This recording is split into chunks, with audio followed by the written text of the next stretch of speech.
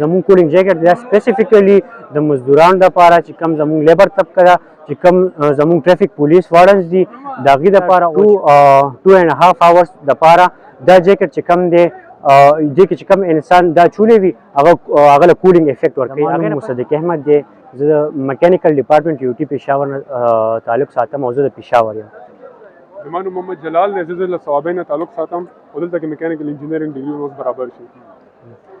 دا زموږ نن FYP ایگزیبیشن دی په UET پېښور کې او موږ کولینګ جیکټ جوړ کړی دی. دا داسې جیکټ دی چې صرف موږ خو مخکې اورېدلي وو چې په یخنۍ لپاره خلک یخنۍ کې ځان ګرمولو لپاره جیکټ استعمالي، خو دا داسې جیکټ دی چې اوس خلک ګرمۍ کې هم به ځان د ګرمۍ نه بچ کولو لپاره اچولی شي.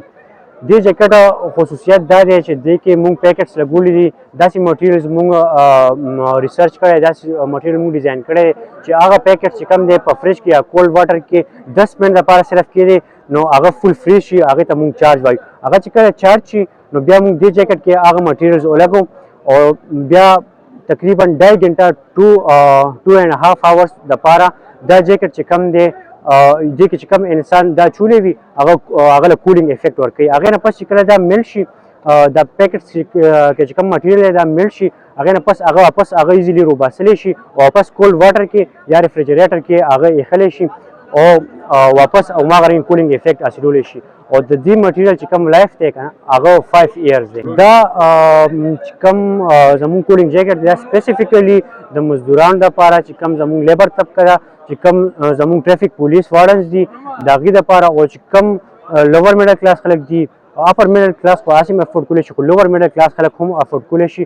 او بل چې کوم ګورنمنټ ادارې دي هغې کې چې کوم لیبرز کار کوي هغوی هم دا د هغې دپاره اخیستی شي. د هغې دپاره دا یو ډېر ښه موټیو دی، یو ښه دغه دی. لکه څنګه چې سړځای کې مونږ جیکټ واچو هغې سره مونږ ګرم شو. اصل کې سړځای کې د بهر ټمپریچر چې کوم وي هغه ډېر زیات کم وي او د باډي ټمپریچر زیات وي. د هغې د وجې نه د جسم نه بهر سایډ ته ټمپریچر ځي او هغه ټایم کې چې کله مونږ جیکټ واچو نو دا ټمپریچر ټول جیکټ کې ان سایډ سټور شي، د وجې نه مونږ ته کمفرټ محسوسېږي.